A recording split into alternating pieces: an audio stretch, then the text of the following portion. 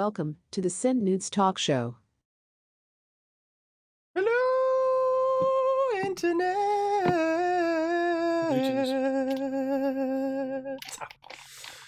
Welcome to the SendNoods talk show. Hi. How y'all doing? Hello. Hi. I'm heartbroken. Retro Game Exchange 4-month streak. Nice. Thanks, bra. Thank you very much, Retro Game Exchange, for the 4-month sub streak. Yay! Hello to Balby. Hello to Poticus. Hello to Tana. Hello, Dogakita here. Not able to stick around. About 2 seconds, I think. Yeah, but just pop in and say have a good stream. Thank you, Dogakita. Thank you very much. What's Mish moaning about? What? Only kidding. She said, fine then, to dog a cat. Oh, I see. I thought it was the hype, so I thought she was just kidding about her hype. I'm like, don't kid about your hype. No one kids about hype. No kids, no hype kidding. Bad. Don't hide your kids, yeah. So as you can see, there's a lack of Lulu. That's why I'm heartbroken.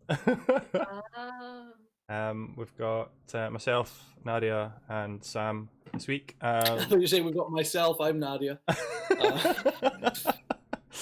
Swap names, yeah, we've all swapped names. Sam, you're now Lewis. Nadia, your name is Kirby. I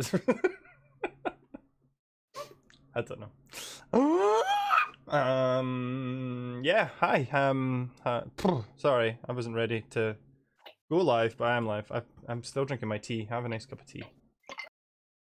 I have a big cup of ice. And I have some brownies from Mr. Lewis, so... Before he went off to the farm. I know. Every time somebody... There's a special farm where Lewis's can run free. I shouldn't have put that brownie in my mouth. I can't talk now. I know, because now you can't talk. Me and Nadia are going to start talking about Barbie Girl by Aqua again. Which is far more inappropriate song than I really remember it being. Inappropriate or appropriate? Inappropriate, Yes. although I did have the conversation with Sam about one of the lines and he went, no, it's not, it's this. And I went, oh, have I just misheard it my entire life? No, I haven't misheard it. Thanos. Well, I misheard it in a more innocent manner. I thought it was, you can dress me everywhere, because I was like, oh, because she's a Barbie doll, so she gets dressed. No, it's the opposite. Is Andy dying? 2 cardboard cutouts needed next week. No, Sam, because that leaves us in charge of the podcast, and that's never a good idea. Nadia, I have ran many a podcast before. We don't know how the streaming thing works, though. That's true, but I'm a good speak man. I'll just get a megaphone and I speak. Hang it the Wendy. It's alright. I just choked Make on my brownie. own podcast. I was trying to swallow the brownie as fast as possible so I could speak again. Lewis tried to kill you. This is an assassination attempt. It is. They're poison brownies. So, good start to the show. Yeah, oh great, Andrew's dying. Lewis has tainted the brownies. Yeah, thanks, Michelle. Tainted. I hate the word tainted. It's like, Why? It's not a nice You prefer word. the phrase butthole? Stop making him choke! More brownie came back. More Bernie. More Bernie Sanders, yeah, Brownie Sanders. Oh, Brownie Sanders. That doesn't sound right. I don't like it. How are you getting your extra votes, Mr. Sanders? I'm renaming myself Brownie Sanders. I've started listening to a podcast. Well, no, I started listening to it a couple of weeks ago. That's another crime podcast, and they have different series that looks at different cold cases. The one I just finished was talking about the murder of 2 people by the KKK in the 60s. But basically, I was listening to a episode that's like a epilogue, right? And they go back to the town where it happened in, and there's this little old lady who runs like the local newspaper, who, when they were reopening the case against the Ku Klux Klan members, put out like a statement that was like, we don't think you should be doing this because it just brings up a lot of hurt and pain from the past. And they didn't explain it at the time, but in the epilogue they explained that her husband, it turned out, had actually helped fund organizations that aimed to make white-only private schools, etc. So she's like, she's sort of like, look, all that's in the past. I know your brother died, but you have to get this chip off your shoulder and move on with your life. The real threat is from foreigners. So she'd be like, I can't hate coloured people in my own country now. So she's moved to those abroad. Oh dear. I know, it was both dark but also really funny to hear her be like, look, we've moved on, everyone's together now, there's no more conflict, but those people, they're taking our jobs. Damn, Brownie Sanders is... No. Right. Let's do our usual then. Rounding up the week, how have we been? I'll start this time. I never get to start, so I'll go first. So I nearly died a few seconds ago on some brownie. But previous to that, my week's been all right. We had a really good weekend of streaming. Big shout outs to Wee Claire and to Toasty for big raids at the weekend. Thank you guys so much. We changed things up a little last week, so we're doing more sort of late night streams. So Friday and Saturday night we sort of went into the early morning with our streams, and it was really popular. It was really good. A lot of people supported us and were watching us, so I was really happy about that. And got a little bit of work done on the shop as well, so things are coming along slowly but surely. I got the right vinyl for my R-CADE machines, and we did a live stream specifically for Patreon supporters on Sunday as well from the shop, so you got to see us in the shop. And we got to see Mr. Lewis as well before he went off to the farm. So he popped in on Sunday to drop off some brownies, and we had a socially distanced chat. It was lovely. It was good to see him. Yoshi mentioned he doesn't like the fact that Lewis doesn't have hair. It's not technically Lucy's fault that he doesn't have hair. This is true. This is I very believe true. him though. But yeah, good week all in all. Looking forward to this week as well. Are you able to talk about what changes you're making to the shop, or like little things you're doing? Not really sure, to be honest. It's kind of because we're still not sure in terms of how it's going to work with social distancing. We still don't know what we're trying to achieve. At the moment, we're just trying to tidy and make everything pretty first. And then from there, we'll see what goes on. I mean, I've got in my head, I want to sort of move my streaming station, this whole setup I've got here. I want to move that to the shop eventually and do streams from the shop. Then we can come. Instead of doing it here from home. So that's one of the steps, I think, to get the shop into a reasonable layout that we can do streams there as well. So yeah, that's one of the plans. The other plan is we've moved things around, but because of the space we've got, there's just not enough space to do social distancing with a 2 meter rule, and probably not even with a 1 meter rule. So we don't know. We're just playing around just now and seeing what works. Yeah. I just want R-CADE to turn to our official streaming studio, and I can have a mounted camera and I can talk to it, and we can do a news broadcast. And we'll just have a streaming schedule which is 24 hours a day, 6 days a week, taking Sundays off for the Lord. And I'll just be there from 11 at night until 6 in the morning doing hourly news updates, and in between that, improvising on a keyboard. Just like nice. It's But the yeah, beginning of Sam's jazz career. It would be a jazz career if I could play the keyboard, but Is that not? That was about to be very insulting towards jazz musicians. jazz piece. Yaz. It's Yaz. You're pronouncing it wrong. Thank you, Heartless Dan. Heartless three. Dan would watch. Oh, that's nice. It's heart, is it not? Because less than 3 is also a heart. Oh, See what they did there. So, Sam, how are you? How's your week been? oh me. Yes, there's no other. no. Sam, we didn't change Nadia's name to Sam, so. She's Kirby. I've done nothing again. I don't think I mentioned it last week. We did a photo shoot. All of my stuff just ended up being Wild Nurture stuff. We did a photo shoot for our new t-shirt, Session 3 Nature, which comes out this Friday with the most positive responses we've ever had. Has been about this collection, and I'm really excited about it because it's coloured t-shirts and they're mint and pink and baby blue chambray. and they're cute and Nice. cool, and people like them, so that's good.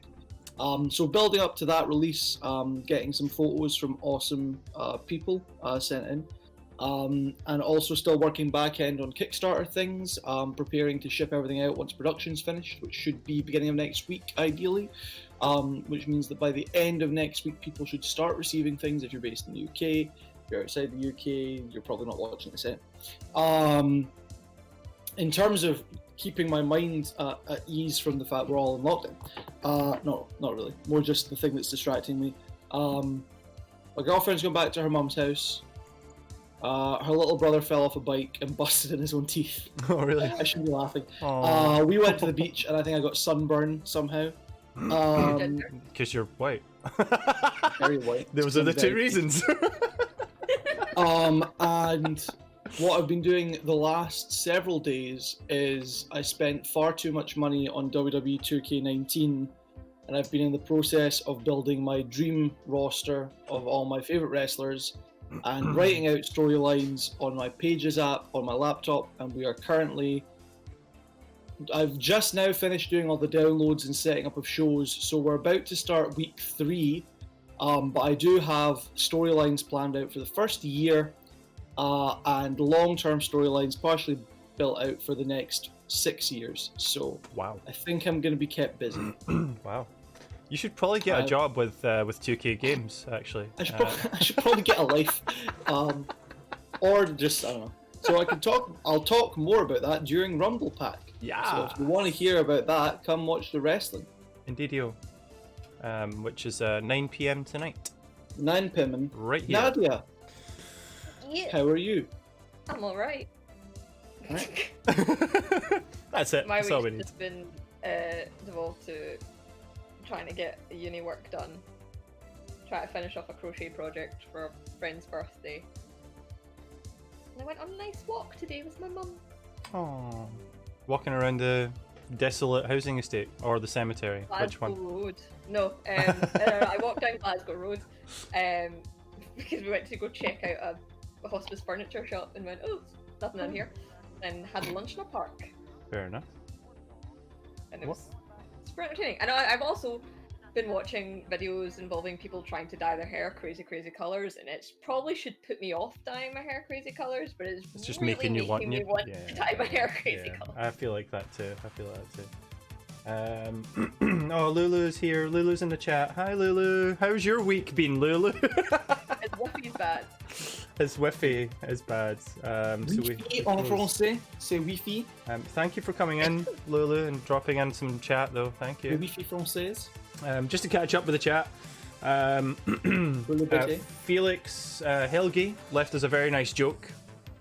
My Mexican uncle takes anti-anxiety medication for Hispanic attacks. Oh, I think I did not work it out until I thought it's a really sad story about like the No. necessity of overcoming racial discrimination. So you said a really nice joke, and I was like, that's not a joke. It's a really detrimental serious effect. problem. The actual joke. Oh, upsetting. Mish didn't get it either. She commented, "What?" I'm sure she got it now. Can we Can we have a dad butt butt section? No. Alright, Andy, stand up, turn around, drop proud. Okay. Let's stretch my legs. Somebody redeem my stretch my legs, will they? No. That is not after the watershed. I never understood the term watershed. Right. Neither do I. I don't know what it means. I've never looked it up. Nadia? Google! No. No, let's go back to the olden days. You know, Thanks, Heartless. where people used to have voice chats and didn't have to Google things. They would just ask questions. Stretch my legs. Oh, put them on the wall. That's fine. That's a totally different stream, says Michelle. No, that's exclusively for our OnlyFans. It's called a Patreon. The dad butt section. Yeah, if you're tier 3 in the Patreon, you get exclusive access Dad to butt. the dad butts. No, let's stop. More than you think. Okay, so, watershed. Alright. Yes. What's the definition? So, Why? Apparently, much like the way that it's used in the geological term, a watershed divides two drainage basins. A broadcasting watershed serves as a dividing line in a schedule between family-oriented programs and programs aimed at or suitable for a more adult audience. I see. Okay, that Where makes does sense. G4 fall on the list? Thank you, Google. Thank you for that. Or thank you, Nadia, for Googling that. I thought you were just calling me Google there. No, it's Kirby. Your name's Kirby. I thought we established this already. Who am I? Who am I? Right, so I've got a lot of gaming news to get through. We'll be quiet. It's more... Okay, so what we're going to do is I'm going to talk about, first off, the Nintendo Direct that happened yesterday. It's only a mini one, it's about 10 minutes long, and it wasn't really... It was about third-party developers. It wasn't about any first-party Nintendo stuff, so it shouldn't be too hard to get through. It's pretty quick. And then I want to do, because what's happening in a couple of days, on Thursday, Microsoft are doing their big Xbox first-party showcase event. So that's happening on July 23rd. And you'll be able to watch that live as it happens. So I'd like to talk about some stuff happening with Microsoft, what they've been up to, and on top of that, sort of talk about the games that they could potentially show at the showcase, and what we think about those games. So that's my plan. So, first off, Nintendo Direct. There was Before you start, Go, Sam, go. news update from last week. I've finally seen the trailer for Far Cry 6. Cool. Yay! You saw Gus. YouTube wouldn't let me escape it. It just kept pushing the ad on me. And I'd be like, oh, it's that dude from that show. So you saw Gus, yeah. Good. I'm glad. I'm happy. Okay, now Nintendo. Nintendo. Okay. So yeah, there was a mini Nintendo Direct, which I'm gonna pop on screen now. If I can press the button. There we go. R-CADE. So the first thing that came out of the Nintendo Direct yesterday was the announcement of 3 DLC packs for Cadence of Hyrule, which is the Crypt of the Necromancer / Legend of Zelda crossover game. I still haven't played it yet. I've got it, but I've been like wanting to really spend some time on it, so I've not been playing it yet. But there's 3 new DLC packs announced. The first one is out now. It is basically 5 new characters, which are flashing up on screen now. They include Shadow Link. I can't remember their names off the top of my head right now. Shadow Zelda.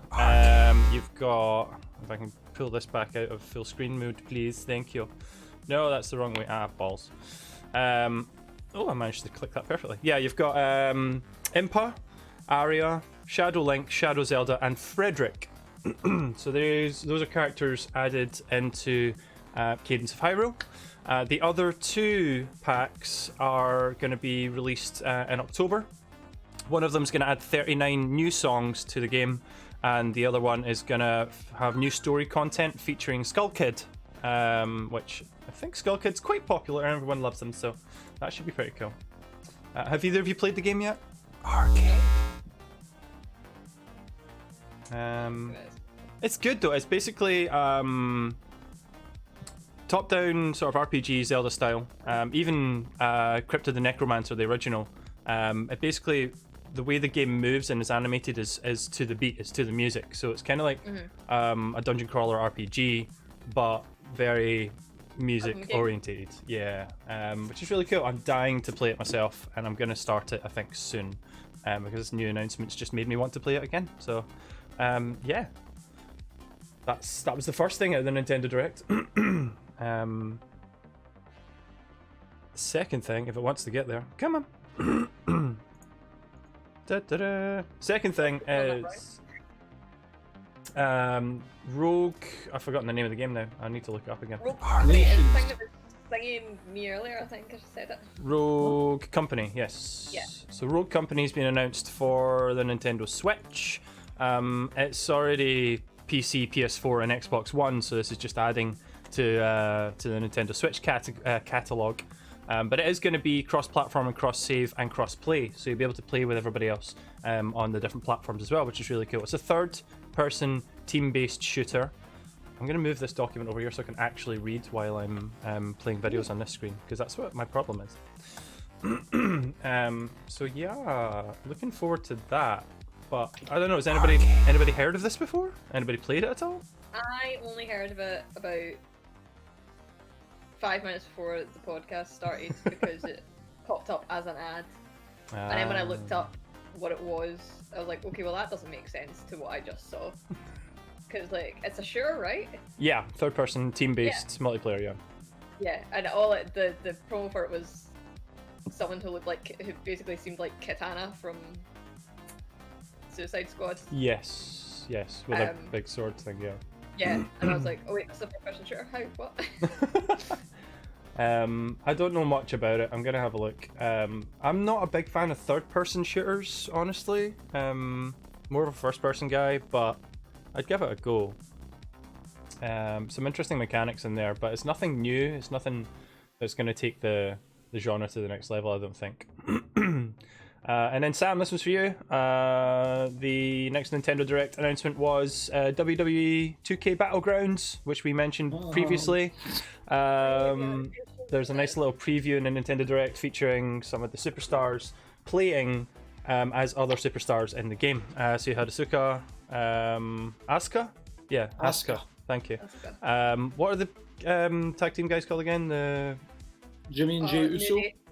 What? Nope. New I Day. don't know. No, I'm not looking at the clip. Kofi Kingston and... Xavier Woods? No, Big E? It's the other one. They've Yeah. not got the guy that's part of their video game channel. yeah, and then it's Cesaro. Yes, okay, I've seen this clips popped up before. Kofi Kingston and Big E, Sister Tana. Thank you. Hey, Jeff Hardy's in the clip. Yes, Jeff As a Hardy character. shows up as his little character, and then he's in the tag team match there. With Stone Cold, John Cena, and is that Andre? Hey, Yeah. I don't care. Pre-order now for all, for R-rated all I Superstar. want is to hang out in that, like, I just want to spend a day hanging out with people in that little ring set that they've been told to sit in to do the video game. Yeah, That's quite cool. it's quite cool. I don't get it. It's because of weird animation style they were doing. It kind of just made everyone look the same size, including Andre the Giant. Yeah, So it's just there's no Andre. height difference. He just looks. Yeah, it's Big weird. Andre. If anything, to make up the difference, like Cena has a bigger head, which he doesn't need. Small Cena says, "Oh my gosh!" in the What is chat. currently Was that? playing now? This is the announcement, and this is the biggest announcement out of the Direct. It's the HD remaster of Shin Megami Tensei 3, which was the 2002 PlayStation 2 release, which everyone loved. It got a lot of critical acclaim back in the day. So this is basically just a complete. The game's been completely encoded in and just HD, just given nice skins, made look really pretty. So. It's going to be a straight up. They're going to do some tweaks, I think, to the battle system, and they're going to sort of add in a little bit of extra story stuff. Obviously, with the later games that have come out. So yeah, this is due for release. I don't think there's a date on this yet, but this is everyone was rumored or talking about this as a rumor. Spring 2021. There it is. There's no definite date. But that was the big-ish thing from the Nintendo Direct this week, which everyone was really excited about. I'm not a big Shin Megami Tensei fan, not a Persona fan either, to be honest. I've tried to play the first few games, didn't really get into them as much as other people are. I know our other Sam,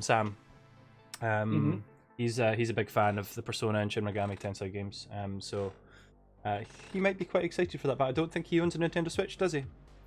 No. No. He's PC and PS4, That's correct. mostly exclusively. Yeah. I recently started trying to play Persona 4, but it's a game type I don't think I've ever really played before.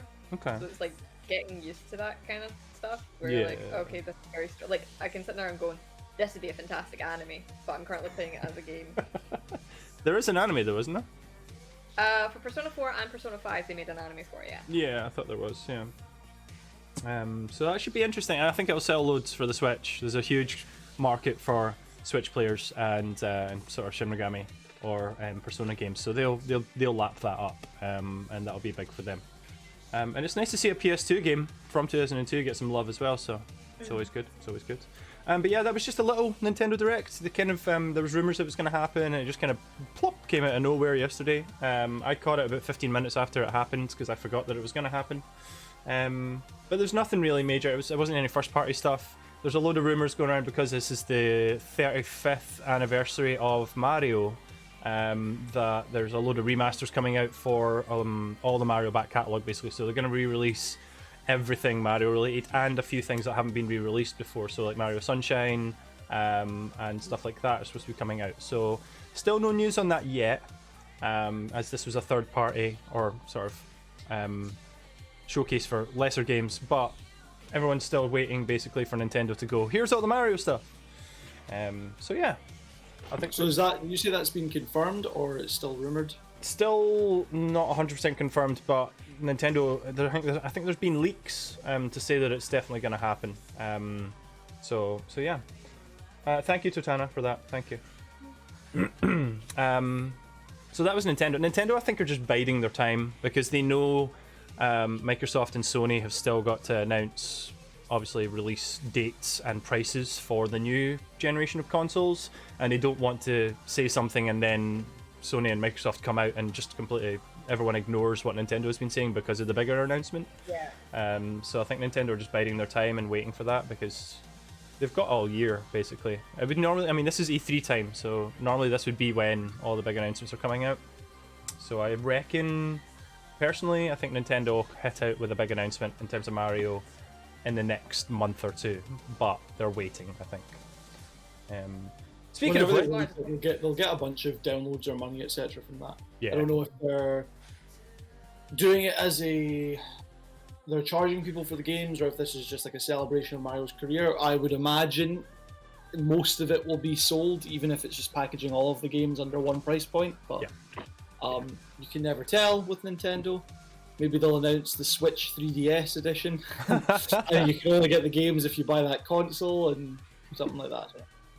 well, Nintendo biding their time. Hey, Kovacs, thank you for the follow. Thank you very much.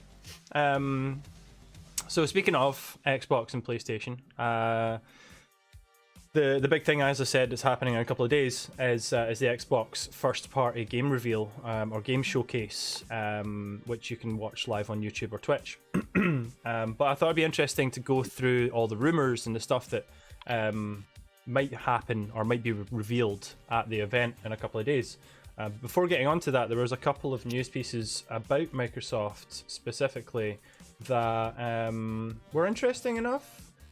So first up, a couple of days ago, I heard rumor that, or didn't hear rumor, I heard it confirmed that Microsoft are discontinuing production of the Xbox One X and the Xbox One S Digital Edition. So they're not going to be producing either of those consoles at all anymore now. Sorry, is that the Xbox One X and the Xbox One S Digital specifically. Okay. I think my understanding of it is that they are trying to position themselves so when the Series X comes out, that there's only one other console available, which is the Series S, the lower end, which is a bit weird. But they figure people who are going to spend the top bucks on the most powerful Xbox, they're going to go for a Series X instead of a One X. Yeah. The naming conventions are so confusing, but bring back the Xbox 720.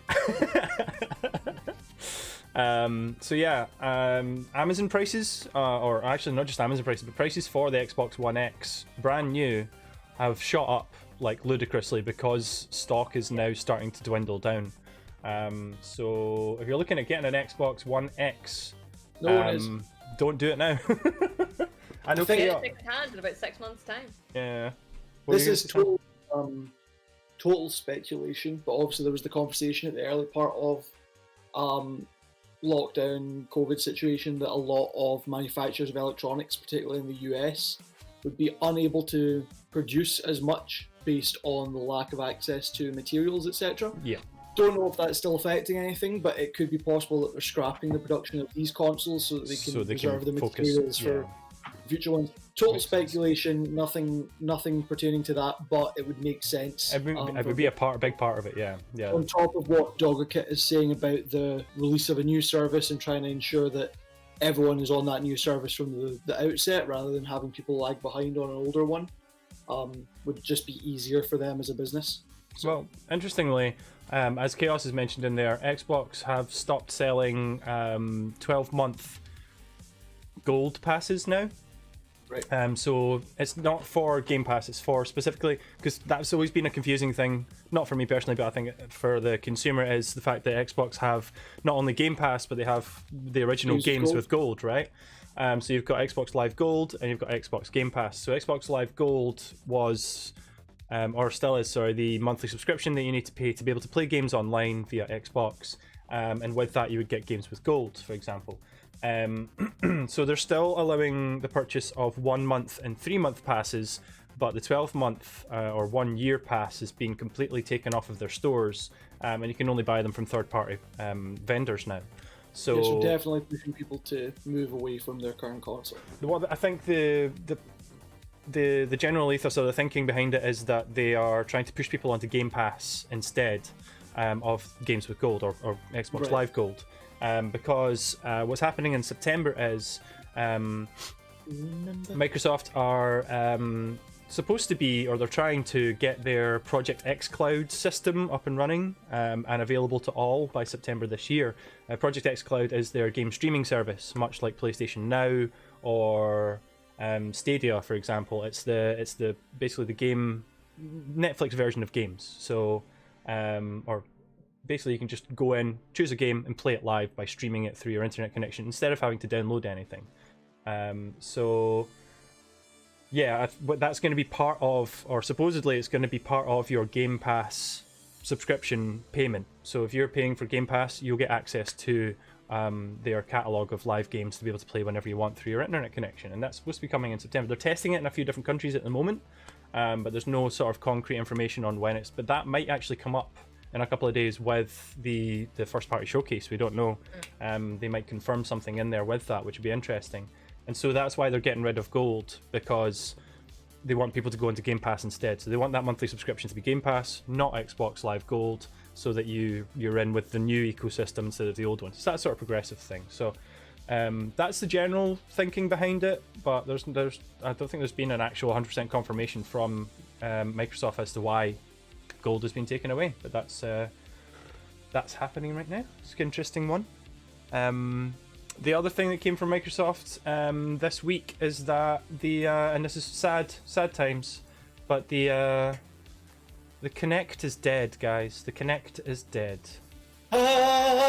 Savannah, we could kill it again. Make sure it's gone. What was that, Nadia? That's not an appropriate song for that. So yeah, there's Phil Spencer came out and said, and I think everyone knew, because basically they showed off the sort of inputs and outputs of the new Xbox Series X, because they've been very, very transparent about the whole thing in terms of how it's built and what it looks like and everything like that.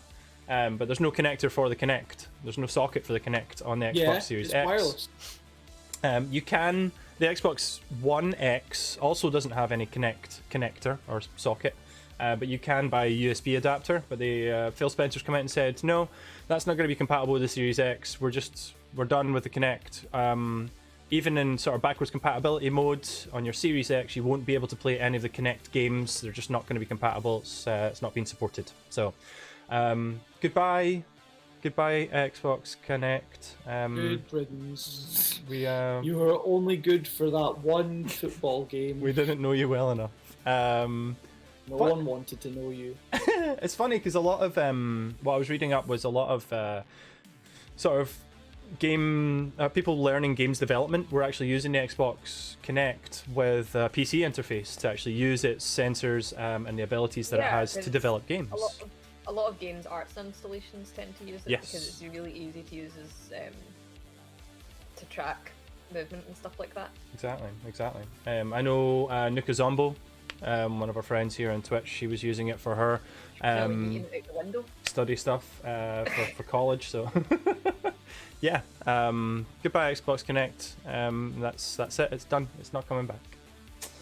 So do you think they're going to concentrate more on, because this might just be a stupid question, does Xbox have anything that, like virtual reality? or virtually, the VR stuff. So They have the VR troopers. we are troopers. Thanks, Sam. True.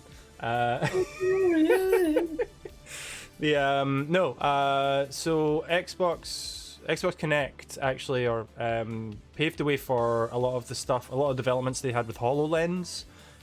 So moving forward with that sort of technology, I think they might come back to that later on, or Microsoft might do anyway. But I think that was the sort of getting the baseline in there with Kinect and the motion tracking and all the sensors and stuff like that, helped them move to that stage. But they're just on a consumer level, I don't think it was paying off at all. So no more motion controls. I think that fad was last generation anyway. I think VR is the new fad. So to be fair, Xbox did sort of introduce the Kinect at a point where even the Wii was starting to lag behind on everything. this is true. It was late in the game. Yeah. Oh, but let's put this in, and everyone kind of went, well, the Wii's starting to go out of fashion at this point too, so why? It was kind of doomed to failure from the beginning. I think they thought they were going to make it a different experience, but it ended up just being a Worse experience. experience of the old iToy for PlayStation. Yeah. Oh man, Oh. don't come for the iToy. Leave the iToy out of this. No, the iToy was good. That's why I'm saying that the Xbox Kinect was basically the iToy with better graphics and not as much fun for some reason. Fair. But yeah, I think that the way that sector is moving, it's moving in VR more than anything. So sort of that technology is being integrated into the VR sector, and so there's no point in having the Kinect supported whatsoever, I think. So bye Kinect. It's all done. We're finished. Bye. You will stay in the cupboard, sir. Which is fun because I've got about 4 or 5 Kinects sitting in the cupboard at the shop. Which I'd never used anyway, they're just there for fun. Right, so I have a list of games that I've trawled through numerous websites, numerous videos, numerous YouTube videos, and I've sort of made a list of potential games that might show up in the first party showcase event in a couple of days. And I just want to get you guys' thoughts on it, see what you think. So top of the list, I think the one game that's definitely going to be showcased in a couple of days is, of course, Halo Infinite. Are you guys Halo players at all? Nope. First and last time I have ever played Halo was at a birthday party in R-CADE. Nice.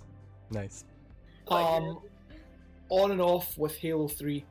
Okay. Growing up, because a friend of mine was third in Scotland, so he played it pretty often. So I would play that with him. Was it Reach that came out after 3? No. ODST? No. ODST was prior, or yeah, Reach was after 3, and then it was 4. 3. That's right. Yeah. But again, it's something I've just drifted from. I wasn't invested enough in the franchise, but 3 was the one I've definitely played the most. Yep. I know people are excited about this new Infinite. That's the new one. I almost forgot the name, and I just found out about it, which shows how much I care. So I know people are excited about it, but I know that interest in the Halo franchise has significantly waned, particularly since they introduced you're playing as someone other than Master Chief, and everyone went, we don't want that, and the Halo went, okay. Yeah. My bad.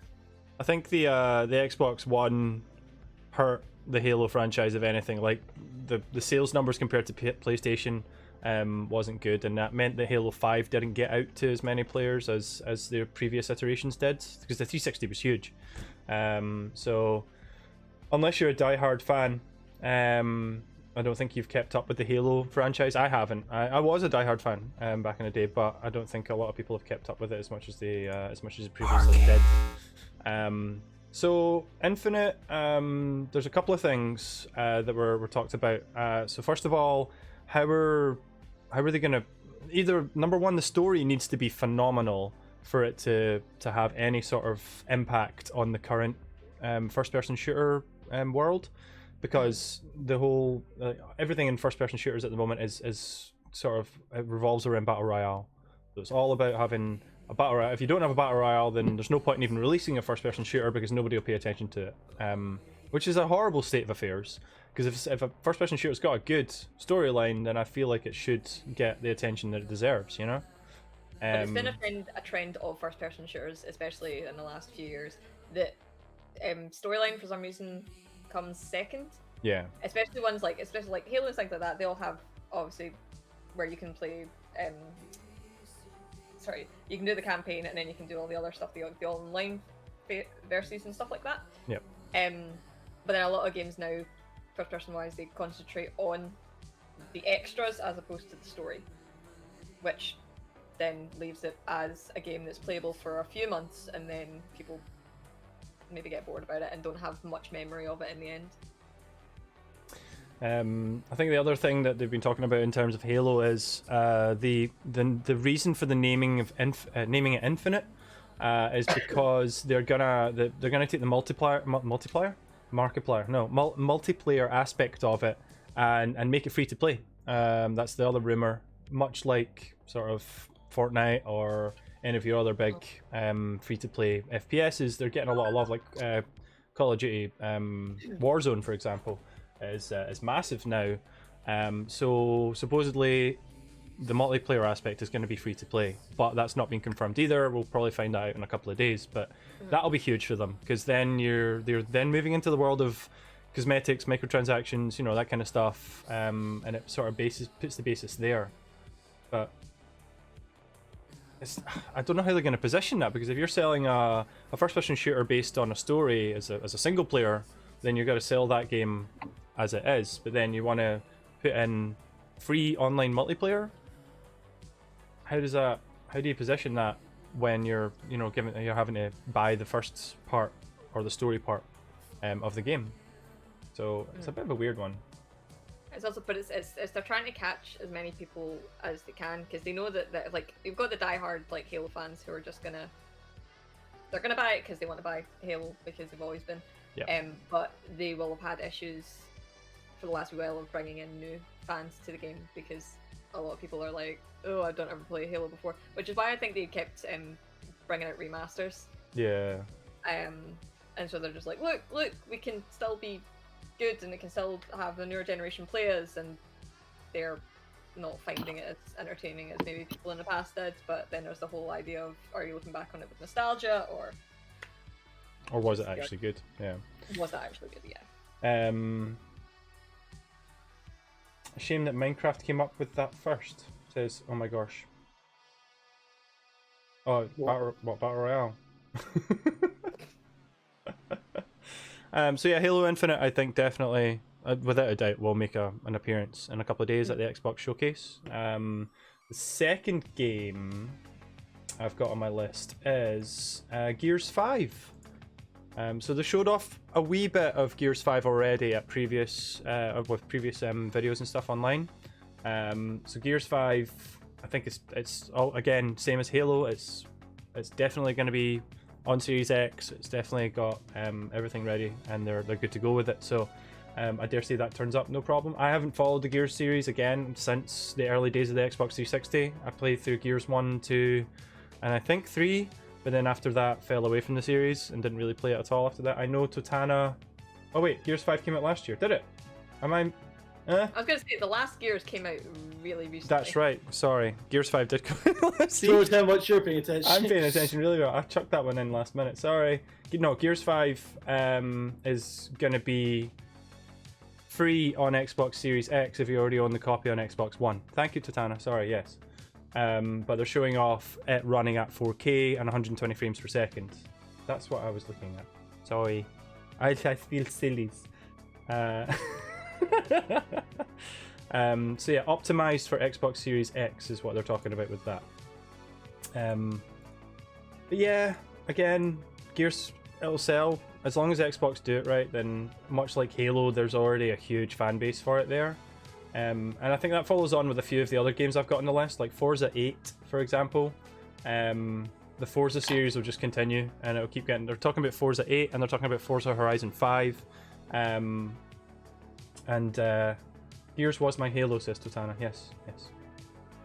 Did the last Gears 5, I'm not entirely... Did that get a great reception?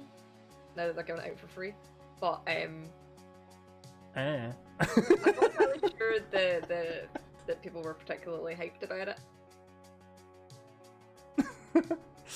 I don't know. I didn't play it. This is my problem with Xbox, is I don't own a One. So I don't really have. You did. You did. I did. I punched it. I know we talked about this before. You're not allowed an Xbox. I'm not allowed an anymore. Xbox One because I punched them. Michelle won't let me have any. Ever since 3, it hasn't been great, says Totana. Okay, there you go. So I think that answers your question, Nadia. But yeah, Forza again. There's talk of Forza 8, like the original series, and then Forza Horizon 5 being worked on. But Forza Horizon, normally they sort of switch those two in and out, so they'll release one and then the other, and then the other, and back and forth, back and forth. So Forza 8, I think, is the next one due, and there's been talks of it running at, again, 4K 120 frames per second, so should be pretty good. But the interesting thing, actually, sorry, oh my gosh, is just saying FM series is like FIFA with cars. It pretty much is. I think one of the people I was reading about online were saying that the last couple of Forza games haven't really brought anything to the table. They've just sort of brought new locations, but nothing else new. They've not changed up the game mechanics or anything like that. It's again like FIFA. They're just the same thing, just with a slight new gloss on it, and then release it and people pay 50-60 quid for it, no problem. So Forza... You said Forza Horizon, and for some reason my brain did a crossover with Horizon Zero Dawn, and I have that with cars. So... Nice. Yeah, but Forza, we'll get it. But the interesting thing is, so the studio that do Forza, I think it's Playgrounds. They're a UK-based developer. They're actually working on the new Fable game, which will be interesting. Supposedly, there's been a lot of rumors saying that we'll see something about Fable in a couple of days at the showcase. But then there's other people on the opposite side saying that no, they're not ready to show anything yet, but that'll get its own sort of big push in a later showcase that Xbox are looking to do in August, supposedly. Oh yeah. Turn 10 is Forza Motorsport. Playground is Horizon. Playground do Horizon. Thank you. Oh my gosh. So Playground working on a new Fable. Supposedly the new Fable game is going to be... It would be the first Fable game proper release since Xbox 360, and I think the last one was on the phone. Yeah, there was a card game, wasn't it? Oh, something like that. Oh no, I'm thinking of... I think they did do a card game. Their last thing was on the phone, which was part of the impetus for that other game to be made that I'm forgetting which franchise it was based on, where the developers at E3 said, "What, you don't own phones?" Oh, it was Diablo. Yeah, the impetus for making Blizzard, Diablo phone game was based off of the partial success of the Fable phone game. Yeah. And people were very mad because they were expecting a Diablo full game. Yeah. Yes. Wouldn't you think... Well, I think it's interesting that reaction happened for Diablo, and then Fable, it's taken a further, 3 years since they brought out a phone game instead of a mainline game for people to be like, yeah, we want a main game. So it's because I got so mad when people were going crazy. Like, first of all, that probably wasn't presented in the best way possible. No. But that people are sitting there going, we demand a new Diablo game, and I'm sitting there going, do you remember how long it was between Diablo 2 and Diablo 3? Like... No. So long. Or at least the way I remember it is because I played Diablo 2 on the PC, I think. Really? Diablo. So yeah, the word is that the new Fable game is supposed to be much bigger than Witcher 3, and visually more impressive than Witcher 3. That's what they're going with. That's what they're touting, and I'm like, okay, you've got all the power with the new machine. Yeah, fair. It's not going to be difficult. It's just you've got a lot more to play with. So I would expect that, to be honest. You're not really selling it to me by telling me that it's going to be better than Witcher 3. So you know, but it's interesting that it's Playground that's working on it. Obviously a developer synonymous with a racing game, then going into doing a big RPG like Fable. Yeah, Tony, it was 12 years between Diablo 2 and Diablo 3, and then There you go. a few years later, people were like, "Ooh, why is there no Diablo 4? Because time. Fair enough. Fair enough. So yeah, Fable definitely happening, but I don't think we'll see it in a couple of days. Just Yeah. running through the rest of my list. Perfect Dark is supposed to be coming back. Supposedly, I think the Coalition, which is one of the developers that Microsoft bought, or no, not the Coalition. I think it's the Initiative. Off the top of my head, the Initiative were formed 2 years ago in 2018, but they haven't released anything yet. And sort of the big top names from the games development community were brought in to create the Initiative. So there's big expectations on them and what they're going to come up with. And the rumor is that they are working on a new Perfect Dark, possibly. It's like the Avengers of the games industry. Yeah, pretty much. They've assembled. Yeah. So yeah, there's Assembled a game. I think the thinking is that the new Perfect Dark game is going to be a reboot, sort of similar in the vein of the Tomb Raider reboot that we had years ago by Crystal Dynamics.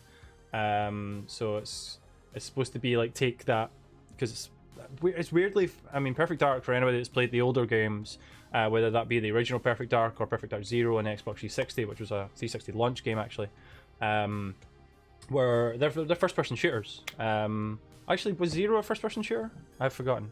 It's been that long. It didn't get a good write-up.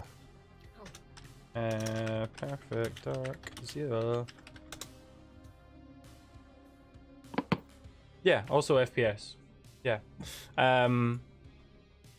So, kind of an update, but with I don't know what they're going to do with that. That doesn't make any sense if they say it's going to be like a Tomb Raider style reboot. Is it just that it's going to be 3 games? Yeah. There'll be 3 games that come out with a 2-year gap in between each. How are they People going are to kind of like them, but ultimately move on. Yeah. How are they going to do that? I don't know. But that's the big rumor that's coming out of there with Perfect Dark. So Perfect Dark's supposed to be making a comeback. Whether or not we'll see that in a couple of days, we don't know. New story, new style. Stanley, yes, probably. But are they going to change the gameplay style completely from first-person shooter to something else? That's what I'm wondering. I mean, Tomb Raider's always intrinsically been third person, so that's fine. And then with the newer one, yeah, it's the same, so it's fine. Core Perfect Dark gameplay is tight even today. Yeah, I would say so. If you've got the expansion pack and you've got the extra RAM, then yeah, Perfect Dark's a damn good game. Damn good game. But we'll see. We'll see. I'm interested to see what they do with Perfect Dark, definitely, because the 360 release one it got tepid reviews, to say the least. It was hyped, and then they were like, meh. Of course, there's the new game from Rare, which is already sort of kind of been teased, but nobody really knows anything about it. What was it called again? Everwild.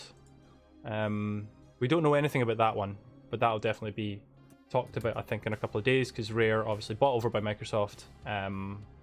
They're one of their big first-party developers now, so we'll see what happens with that. Is that the one that looks really artsy? Yeah, it's like it's kind of, it looks like an indie game, looks like Journey, that kind of, dreamy, in sunset. yeah, dreamy sort of feel kind of thing. So I don't know if I've got a clip. I think I just showed a clip of it actually. You 2 did ticks just ago. show a clip of it. It came before the other one. Before Senua, yeah. Which also is supposed to be getting a big reveal as well. So Hellblade 2 is going to be part of the first party showcase in a couple of days. Did either of you play the first Hellblade game? Yes, again, I am a disappointment. Oh, it's okay, Sam. Don't worry. Oh. I played. Wait, Rare did Senua? No. I'm moving on from Rare. Rare, their new game's called Everwild, which we don't know anything about. We don't know what type of game it is. We've been given a tease with some random shots, but we don't know what the game is about, and we don't know how it plays. So that'll probably be revealed in a couple of days. But yeah, talking about Ninja Theory and Hellblade. The original game is freaking gorgeous. I've got it on Game. I played it on Game Pass on PC, and I cranked the settings all the way up to high, and I was like, oh, wow, it is such a pretty game. It is so pretty. And the motion capture, the motion capture that Ninja Theory use it's won like so many awards for their motion capture work. And so the second one, as long as it follows vein from the first one, will be exceedingly pretty to look at. And the gameplay is actually really good as well. It's very gory, very psychological, very dark. And I enjoyed the first one, what I played of it. I haven't played all the way through it, but I played the first hour or so. And it was good. It was good. I can't wait to really get into that game. What's that? By a couple of people, actually. Yeah. I just had time to check it out. You should totally check it out, Nadia. I think it's right up your street.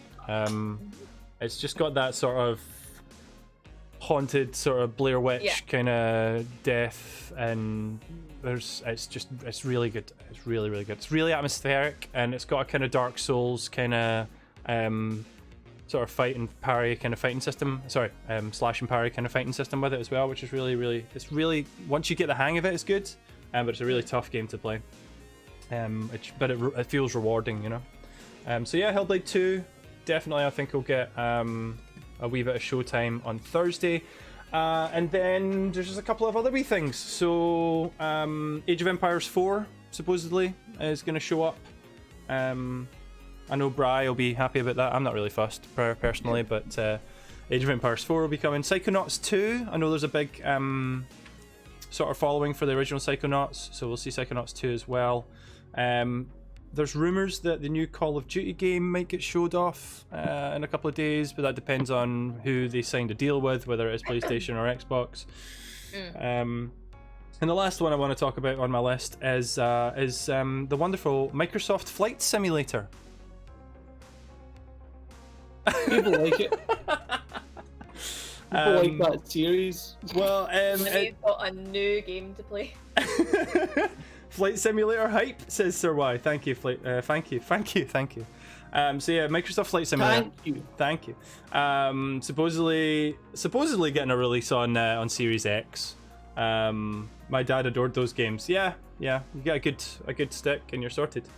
But the funny thing that came out, I don't know if it was before last week's show or after, but even Yoshi came up to me. My son Yoshi came up to me and showed me his phone and went, "Dad, have you seen this?" And they're releasing Microsoft Flight Simulator as a physical copy as well as digital downloads, which, you know, wouldn't normally be something crazy, but Yoshi showed me it, and they're releasing the game on DVD discs. Because of the size of the game, it's coming for physical release on 10 DVDs. What? 10 DVDs for the install of this game. They get this massive foldy out case with 10 DVDs inside it for the release of Microsoft Flight Simulator. Yeah, I know. I'm gonna see if I can find it actually. 1 minute, I'll try to put it on screen because it is so funny to look at. Riot, man. Yeah, Microsoft Flight Simulator 2020. There it is. Where is it? There we go. 10 discs. Can I have an image? Have you got an image? Why have you not got an image? I don't want to see a trailer. Honestly, ridiculous. It was 5 days ago. Okay, there you go. So it's not. Here we go. I'll chuck this on screen. You can see 10 discs for Microsoft Flight Simulator 2020. There you go. Now, supposedly the physical copy doesn't cost any more or any less than the digital copy. So for anybody that's a collector out there, even if you're not going to play the game, it might be worth picking it up just because it's that oddity that. See, this is what doesn't make sense for me between digital and physical. Yeah. Like, fair enough, the consoles will cost more because it needs more memory or whatever. But for the games themselves, this is why I begrudge ever like Mario Kart or anything like that when it's sitting there going that the digital copy costs less than the one that was physically plastic and should have probably costed more. Yeah. Yes, Tony, I said ridiculous and then I felt bad about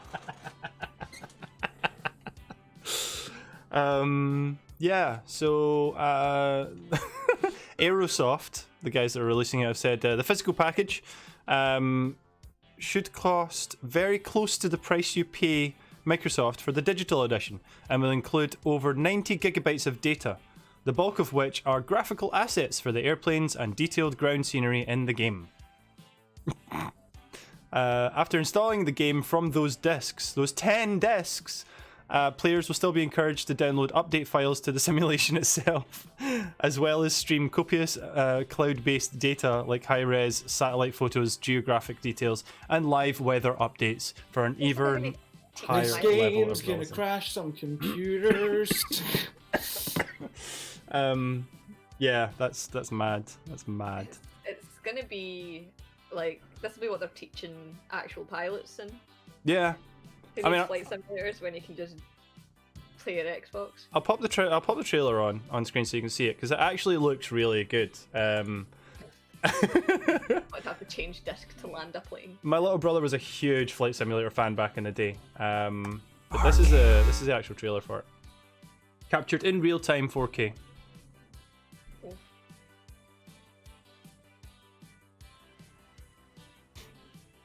I mean, the thing is with the excuse my pun, but with the taking off of simulator games. Like Euro Truck Simulator, American Truck Simulator games, that kind of stuff. Like having Flight Simulator back and like in huge HD. Am I going anywhere in the world and being able to, All right, that's quite pretty. yeah, to fly there like this and the being able to see it like this is like it's gorgeous, and be able to run your own airline would be really really cool. I think that's just sad now that I've said that in real in real Andy, time. we just discussed that I'm running my own wrestling promotion in a video game. You can run your own airline, it's fine. Eventually it'll go bankrupt because there'll be a pandemic. Thanks, oh my gosh, thank you.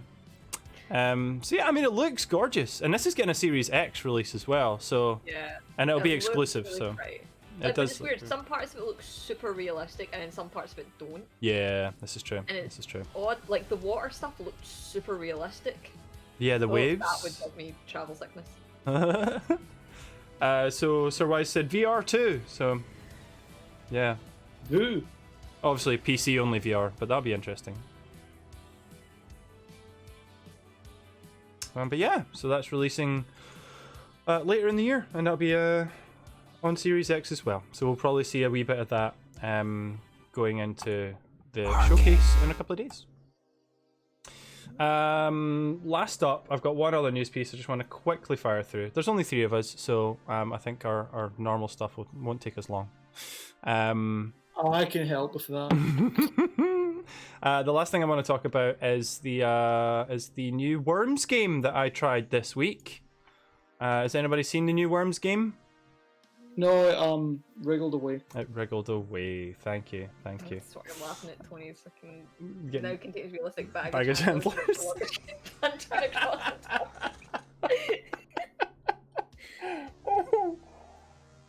Nice. But yes, I've been playing, or I had a couple of games of the new Worms release that's it's in closed beta. I wasn't sure if I could talk about it, but I double checked the email. I don't think I said anything about not talking about it. And there's a YouTube video from IGN with the actual gameplay anyway, so I'm going to show that.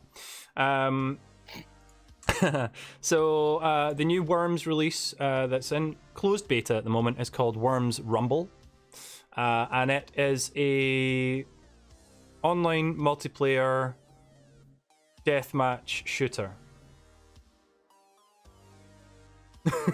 I'll just play the video. It'll be a bit easier than trying to explain it. Worms games described as a death match.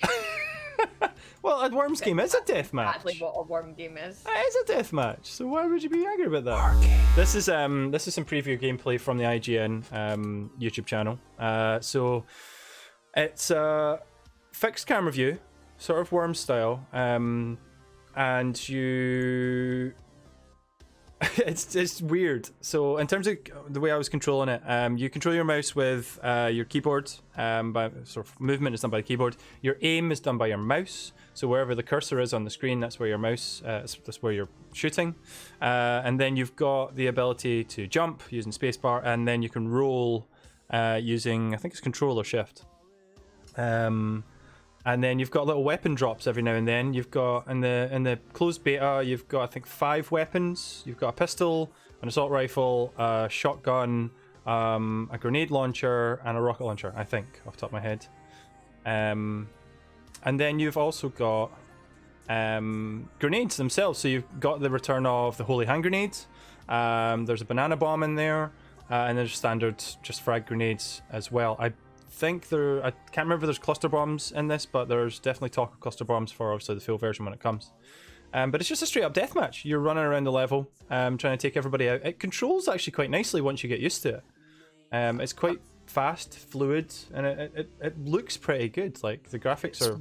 It's weird hearing all you described and then see it be side-scrolling. Yeah, right. It's not. It's I don't know how I feel about it. But then I don't often play the Worms games, so although I say this is a far departure from an actual Worms game, so it's at this point it's hard to describe Strangely, it doesn't feel Mario like with it. guns. Honestly, if you've played any of the sort of so they tried to do Worms in a 3D environment since the early Xbox They days. tried. Yeah. They tried. So doing it from like a first person or third person point of view it worked, but it didn't really work very well. It was difficult to do. I think my favorite game to do that was actually Hogs of War.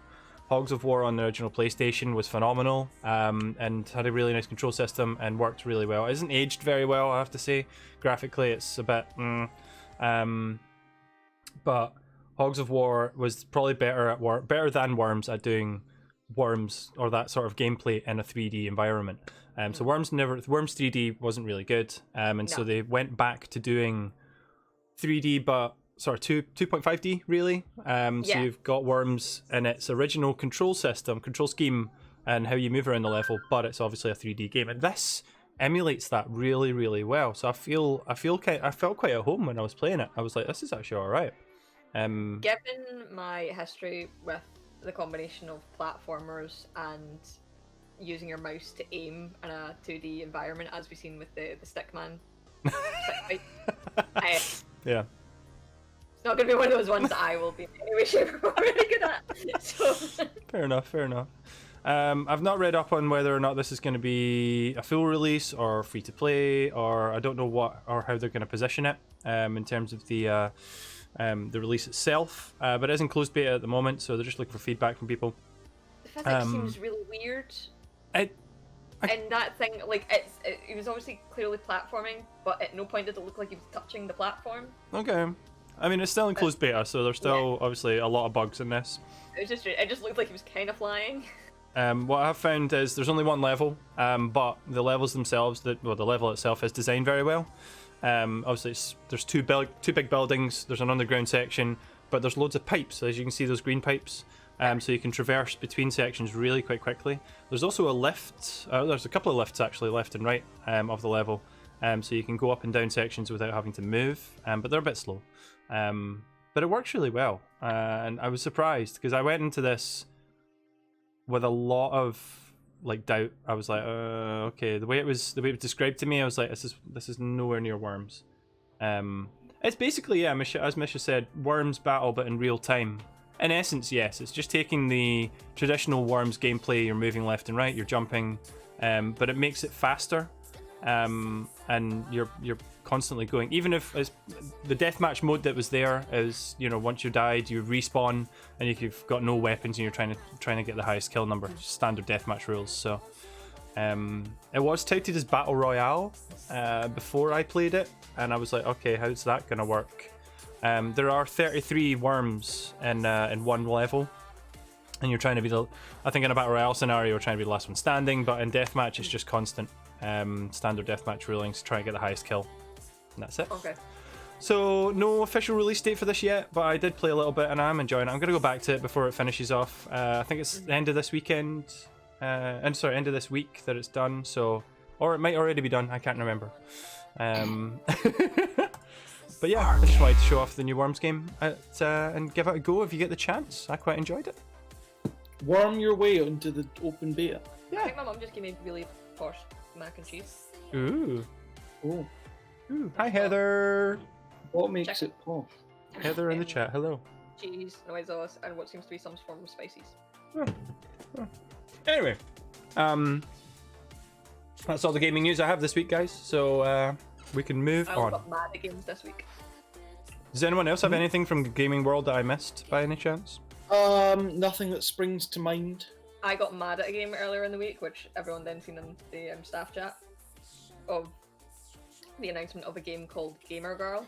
Oh yeah.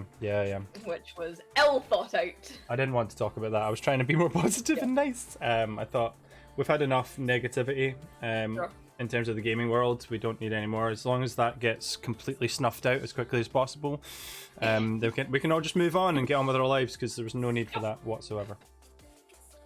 That's the only thing that I had. Was just, that's terrible. Why does it exist? It's not cool, man. It's not cool. Did you watch the trailer, Sam? Did you see it? No, I saw that all of you thought it was the worst thing, so I was like, I don't need to look at whatever this bad thing is. Don't. Yeah, I wouldn't. I can avoid it. It's a few minutes of your life that you don't want to waste on that. So yeah. Perfect. Oh. Right. So we're minus a Lulu. I just want to double check I didn't miss anything in my gaming news. No. Well, the only thing I didn't say was that the Xbox thing in a couple of days is going to be game specific.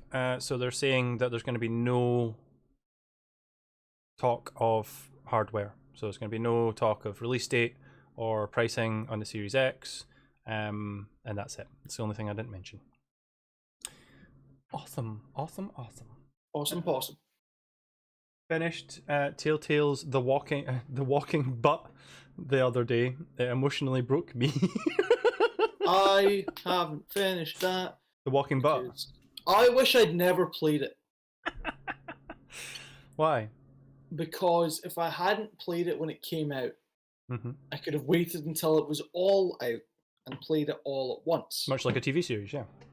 But as we've talked about before, I played the first series 3 times, because I played it once, then I played it a second time because I liked it, and then I played it a third time when the second season came out, so that I could have my own decisions going into the second season. I then played through both of those another time when the third season came out, and by that time and the thing is, because they were leaving a year or two between releases, I would delete the game. Yep. So then I would no longer have the save data, so I would have to re-download it and do it again. And it got to the point where I was like, I cannot be bothered doing this. I don't want to play through the first season ever again. So I wish, because I now don't have the willingness to go and play the latter seasons unless I've got my own decisions impacting it. So, yeah, I wish I'd binge played it. For different reasons in TV series. I played part way through the first one, and then I got a copy of the second one. But I think I played through... I can't remember how I played through the first one, but I didn't have a copy of it anymore. I can't remember how I did that. And so I didn't play the second one, because I was like, I'm not playing the second one because I've not played all the way through the first one. Obviously, it's a Telltale game. You want to get the story. You want it to continue, you know? Mm-hmm. And so it's sat, and I've never touched them since. I'm just like, nope. I want to play them, but again, I think the only Telltale game that I've played all the way through is the Back to the Future one, I think. Which was the first one. Yeah. And it was rubbish. It was alright. I downloaded it after I played Walking Dead and The Wolf Among Us, and I was like, I can't finish this thing. This is painful in comparison to their latter games. Wasn't Wolf Among Us the first one? No, the first one was it Back to the Future? Okay. Back to the Future, and then it was the first season of Walking Dead, and then it was Wolf Among Us. Yeah, and then they did a little Game of Thrones one as well, didn't they? Yes. They did, yeah, which was quite popular, as was the Batman and Borderlands. Then in Batman, one. Yeah, it was the other one. Dreamed the Game of Thrones ones, or at least Meg Carney did. Loved Back to the Future, went back to play it over lockdown, and oh no. Fair enough, sir. Fair enough. Right, okay. So, a funny fact. should we do it in order? We'll do it in order. So we're gonna start off this week with Rush My March! It's time for Rush Mountmore, guys. Hello, hello, hello, hello, hello, hello, hello, hello, hello. We're in a rush to get out of here. There's no Lewis. He's not shining a light on our lives. So instead, we're going to talk about old dead men. No, we're not. That's not what this segment's about. Instead, we give each other a topic, and we have to come up with our top 4 in that particular topic. No particular order. In 30 seconds or less. Similar to how they made Mount Rushmore. They just went, who are our 4 favourite Americans? And they went, who are the whitest dead men? And they picked those guys. He's on the dollar. Let's put him on it. Yeah. There you go. So, we're doing Rush Mountmore. Sans Lewis, so the order's a little bit different. Unfortunately for Andy, he's already whined to me about this. He has to give me a topic this week again. Whether it's me and Nadia, we'll have new ones for people. Fair. Those always start off right. If I ever became a professional wrestler, those always start out so high energy and with a lot of good phrases, and at the end it just fades. You know what? I think halfway through you depress yourself with the racism as the rough mouthboard, and you just fade. You'd be like, oh, it's the cream of the. Cream, cream's not vegan. Anyway, Nadia, since you're eating, I'm gonna stop you from doing that. Yay! That means I can eat. What? No, because that person's Andy. Andy needs. No, right. Oh wait, never mind. We're both eating. That's the best way to do Well, it. so right, okay, I've changed my mind. It's fine. Hey, people, who's Okay, so who's first? Nadia. Who's first? Nadia. Nadia, I have you this week. Mm-hmm. And we've talked a lot about the wonderful art of cartoonism from Japan and what they bring to the international stage in the form of anime. So this week you have 30 seconds to give us your Mount Rushmore of underrated animes. Oh. Cardcaptor Sakura I think is completely underrated. Not a lot of people watch that. I think Helsing, the second one, because not a lot of people have ever watched that for some reason. People watch Ultimate more. Yeah, sorry, I meant Helsing Ultimate, but also a lot of people for some reason don't check out Helsing. 5 seconds. Jesus, Kaleido. Undressed. Kaleido. That's time. That's time. Totana says, Sarazanmai! I will never ever. So Kaleido Stage, is it Kaleido Stage or Kaleido Star? Or is it? Is one, just for anyone that doesn't know what the hell, Kaleido Star, that's it. Is basically a girl joins essentially the Cirque du Soleil, only to be told by the star of it that she's not really that good. And so the spirit of the stage basically goes, you can become the best, and it's a whole, for some reason, normal adventure, except for some reason there's mythical things involved in it too. And a bag fell over, so I feel like my cat has now invaded my room. Okay, so 3 out of 4. That's good. If you were thinking of a fourth, now that you've had a couple of extra seconds. No, Rush Mountmore's over. All right, sorry, Andy, you turn. Outlaw Star, no. Okay, my turn to be asked or to ask? To ask. Oh, I have you. Okay, I have Sam this week. Okay. Nadia, are you ready to time by any chance? I can time. I got time here. Or Andrew. Andrew can time. I got time ready. I was ready. Poshmack. Let her finish her poshmack. Okay, Sam. Are you ready for this week's Rush Mountmore? Are you ready? Are you ready for this? Rush Mountmore? Okay. Ready for old white men? Are you ready for Rush? Okay, so water. I would like this week your Rush Mountmore of independent local brands. Does it need to be clothing brands? Or yes, clothing brands. Sorry, I meant to say clothing. Brands. All right. Local to where? Independent to Glasgow, to Scotland.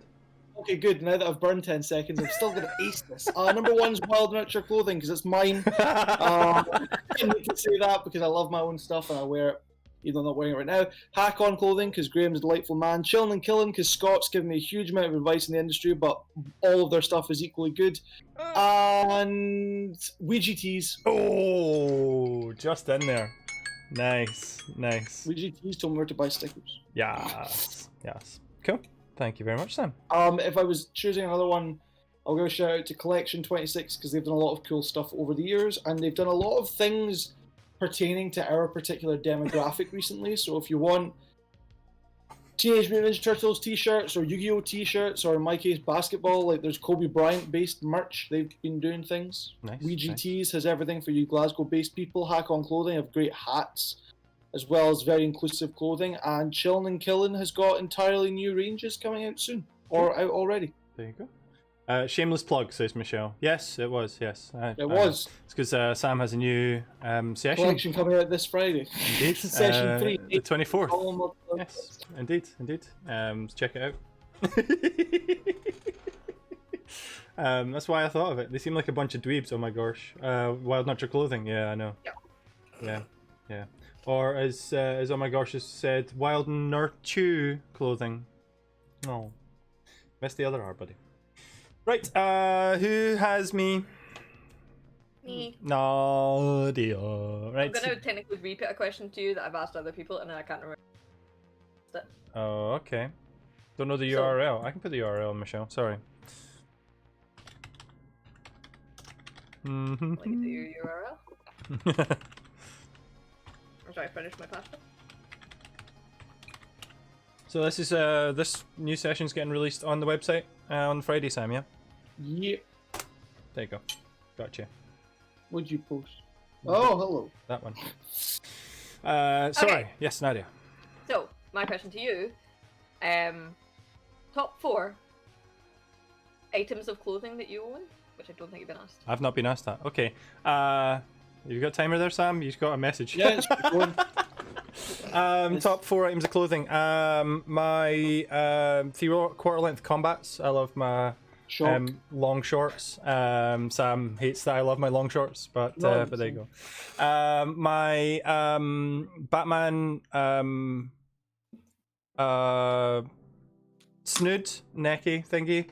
And I've run out of time. Oh my god, I can't think of all this stuff. You were distracted by my notifications. I know, I wasted like 15 seconds doing that. If I was to continue, I'm not allowed, am I? No, it's fine. Can if you want. The hat you're currently wearing.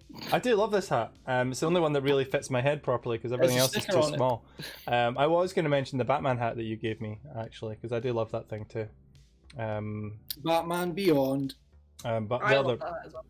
mine would Batman be my Beyond Monokuma. Ultra. Well, my last item was going to be my custom Kiltopia jacket that I created. I love that thing a bit. So I think it's just really, really cool. I like the way it looks. I like the way it fits. I got that from a charity shop and I customized it with some vinyls of my own. So yeah, that's me. That's my thing. That's me. That's me. I'm done. That's my thing. Yay! Like, oh my gosh, just trying to get sponsorship from Wild Nurture by this point. He's already sponsored by Wild Nurture. This is true. I give him t-shirts and I get to take photos of him while he stares at me looking like a dog that's uncomfortable taking a poop in a public place. Well, that's because you keep sneaking into his house and taking photos of him. Oh, man. This is uncomfortable. Dweeb. Right, so I know we don't have our wonderful Lulu with us. Lulu is up in the great farm in the sky. No, whoa, that was And weird. Sky, he's in Sky. Master. Actually, he's in Aberdeen, but it's still North Scotland. No, oh my gosh, did the nope, your nope emote, and the nope emote actually went over your own face and almost like perfectly aligned, and I was like, oh god. Yes, Dungeon Master Viper, thank you for the follow.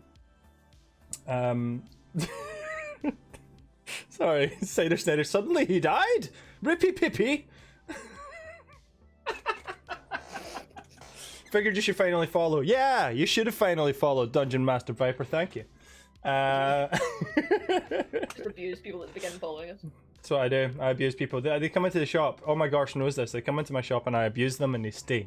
I don't know why, but that's how it works. Oh my gosh, invited it. Bri invites it too. It made my first shift the strangest thing on the planet. Just watching me abuse customers just like- verbally. Given that I came from like a customer service background before that, and I was just like, It's customer do service. this. It's a customer service. Again, the other employees were me who this was my first job, so that's all I knew. And Lewis, whose previous job was working events, so he was used to people trying to hit him. It's part of the charm. Balance. Mish says it's part of the charm, so it's fine. I mean, I've been working in customer service or retail since 2004, 2003, 2004. So, yeah, you get to the point where, there's following the rules and being the fake happy and being nice and doing everything you're supposed to do, and then there's a line where you just break, and you just turn I'm into... never fake happy. I'm always 100%. Listen, 100% customer service Nadia, active. I don't know her. Who is that fake bitch? The Totana catch it. Totana caught the... Yeah, apparently. Yes! Got the clip. I'll watch that later. That'd be good. Yeah, but I test well. I've like when I've worked for big conglomerates in the past. No, in terms of customer service, I test really well. So like I've worked for big conglomerates in the past, and they've done like sort of basic training stuff or extra training stuff that just to follow up and make sure you're doing your job right. Then I always test really well, and they love me, and it's fine. It's just behind closed doors where they don't see me. I'm a sarcastic bastard, and yeah. My voice goes up an entire octave. Hi. Hi, welcome. How are you? Can I explain things for you? I know. I've noticed. Okay. You do like a telephone voice, like. Yeah, howdy, hi, how's it going, And guys? then someone I knew was just like really disturbed by it because we'd been having a conversation. Then I turned around to someone and just went, "Oh hi, how can I help you?" And then turned around to her and just went, "Ah, but it was pure stupid anyway." She's like, "What just happened to your voice?" And I was just like, "Sorry." Shoop. I missed that one. Shoop. Yes. Anyway, sorry. We are without Lulu. That's what I was talking about. But Lewis has left us this week's Return of the Thing. Turn up the thing. Oh, turn up the thing. So I'm gonna with each of these, with Rush Mountmore, True Lies, and Return of the Thing, I'm gonna record or produce and put together little intros for each one. I'm going to do it just a 3-second interstitial just for each one, so that we can go did it. And I'd like to record Return of the Thing by but yeah, in that style, exactly that style. Turn up the thing. So Return of the Mac, but Urged Return of the Turn up the thing. Bleach my hair so I match Gandalf. Can we Photoshop Mish's face onto the dragon? No, she will literally remove my fingers. She will remove his face. She will remove my She'll face. remove his head, shoulders, knees and toes. Return of the Thing sounds like a straight-to-video sequel to The Thing. It does actually. Yeah, nice. Or a Scooby-Doo version of it. In his memory, Lewis had. Oh, are we doing the one that he gave us? We're doing the one you gave No. us. I've What? made a new... Have you made one up as well? No, I've not. I didn't... Wilda's his topic for this week. Mish is going angry mum on. Oh my gosh, please. Save it for later, guys. No, post. No, the only ones you're allowed to post are the one of Lewis. This is his time. Post his face. We should try to get enough emotes in that they actually make our faces Lewis's, so there's 3 Lewis eye on the screen at the same time. Lewis has 2 eyes. Lewis has 2 eyes. What? Are you... You said Oh, Lewis eye. It's like, yeah, he's a human. He has 2 eyes. Oh my god. Anyway, what's his topic for us? So Lewis's topic for us for this week's Return of the Thing is from the Matrix. And if we were sitting down with Morpheus and we're given the chance to choose either the red pill or the blue pill, which would we choose? So remind me what the difference is. And is one blueberry and the other is raspberry? One is Nurofen. There's ibuprofen. I'm just going to double check so I get this right, because it's been that long I can't remember which one does which. I know what they both do. Thank you, Silent Rage 84, for following us. Oh, that was it. Okay, so the blue pill means that you remain in the Matrix. You remain ignorantly blissful, and nothing changes. You stay the same, and that's it. The red pill you awaken from whatever slumber. mystique you've been placed under, and the cold hard truth is revealed to you. So, red pill, leave the Matrix. Blue pill, stay in the Matrix. Okay. There was a cursor hanging over my face. Oh, sorry, I put it on Sam's face. There you go. My answer is going to be really boring, so everyone else should go first. Or I should go first, and you can make it more interesting. So, and if it was pertaining specifically to the Matrix, then I would. I don't know. I can't. No, I don't know. That's a tough one, man. I'd take the blue pill.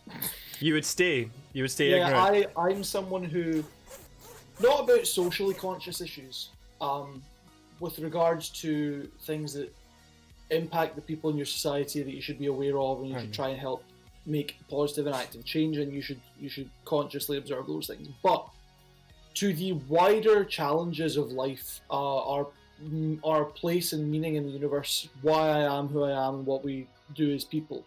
Sometimes it is too painful to properly to know the truth, as much as people are pained by the not knowing. Sometimes it's more painful to know the truth. So I think if I were to find my entire life was a lie, that would be far more painful than knowing for definite why I was there. And as a result, I would prefer to just continue my existence, however positive or negative that existence is at the time. So I would take the blue pill. Well, that's the metaphor of, so if you've watched The Matrix, spoilers, sorry, but it came out in 1999. If you've watched The Matrix and you see Neo take the red pill and leave the Matrix, then it is painful. It is his sort of rebirth into the real world, and so there's a fly in my room. His rebirth into the real world and coming out of the pod and having to pull the giant metal thing out of his head.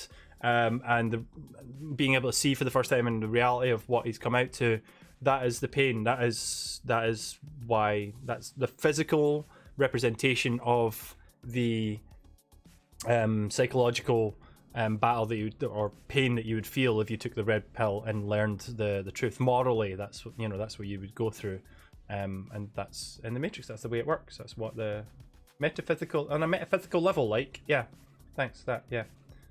Only having soggy shredded wheat. If we're counting 2020, I'm guzzling down a gallon of those fantasy bad boys. So, that's where my stance on it is. So if we're basically saying, if it's our world as we know it, and we get offered to basically go, here's the thing, and you don't have any actual knowledge of the fact that once you wake up, it's going to be a painful thing. Yeah.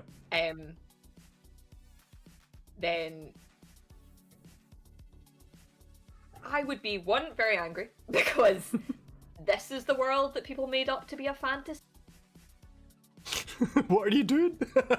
Yeah, so I'm sorry, this is the thing that's supposed to keep everybody happy? No, I would at this point I'd just be like, oh no, this is an entirely evil system that explains so much, wake me up. Yeah.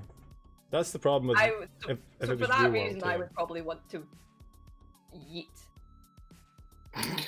So if it's in the context of being in the Matrix and you are Neo, then yeah, I would. Yeah, if you were Neo and you had no family, particularly emotional family ties or anything like that. Yep. If I was Neo, I would definitely still wake up. Yeah. Thanks, Dotana, for the evanescence. Thank you for that. Thank you.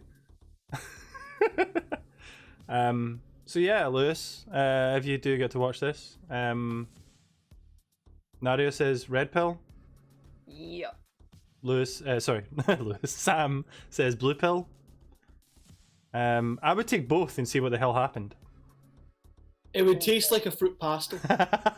Be like an entire packet of fruit pastels in one go. Also, and a completely less serious note, I want to learn Kung Fu. You should learn Krav Maga. That would be the one. I want to learn how to be a martial arts master. I'll become God of High School, even though I'm not high school anymore. This is coming from watching God of High School, isn't it? I love God of High School. It's so good. Alright, I'll watch it. I'm 3 episodes in, and they're already like, so it's based on a webcomic, but they're already kind of reinventing parts of it, and I'm like, oh yes, no, this worked. That's dark, Michelle. Thank you for that. Thank you for that. So, right, quickly moving on. Does everyone have their wonderful true lies ready for this week? I don't. Yeah. Apparently, my dinner tonight was a Mary Berry creation. Oh. Well, Mary Happy Bear Turns. Okay. So, Who's going first? sorry, I had to fix the I thing. mean, I have my lies if you want them. Yeah. Well, no, wait, Nadia went first last week. I know Did I? because I know because you were the last one to make up your lies, and so Yeah, I you made me go I made first. you go first. So I feel like Sam should go first this week. Hello, ladies and gentlemen. Welcome to the R-CADE Talk Show, formerly the SendNoods podcast, where we come and talk to you about things. Do you know what else talks to you about things? Other podcasts that I listen to. Oh, God. So, I listen to a lot of casts of the pod. Mm. A lot of bean casts. By the way, before we start this, usually the way it works with True Lies is that one person tells their two truths and one lie. The No. other three people have to decide. Two lies, one truth. Two Two lies. lies and one truth. The other people have to decide which one is the truth. And we go on a committee basis. So if Yes. one person chooses one thing and the other two choose a different thing, you go with those two. Democracy. Since Lewis isn't here, if you are watching, please pay attention and let us know which ones you think are the truths so that you can balance it out for Andy and Nad. Good idea. Cool. Good idea. All right, so this week all of mine are based on the subject of podcasts because I'm a big podcast fan. They fill my life and the void left. Actually, it's not a void, it's more like quieting the demons. So, I've got 3 facts about podcasts. One of them is a truth, 2 of them are lies. Let's see if you can work out which is which. So, Okay. number 1. Soon after the R-CADE podcast debuted, I wanted to make my own podcast just talking about life called Ramen Adventure.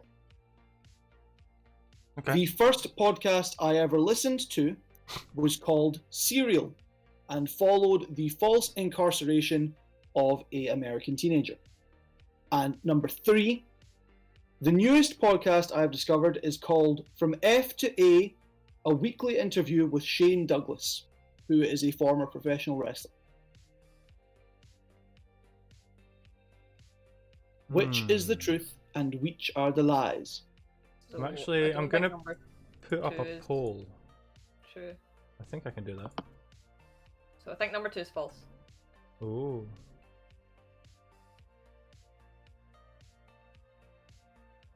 You think my statement about Serial is false? Yes. Okay. Why do you think it is false? Because I don't think that would have been your first podcast. Ooh. Okay. But it also depends on what kind of things. Because I know you listen to the Funhouse podcast, or you did before. I'm not entirely sure if you do, Mhm, but I know you mhm. did listen to Dude Soup. I've been known to drink the dude soup, yes.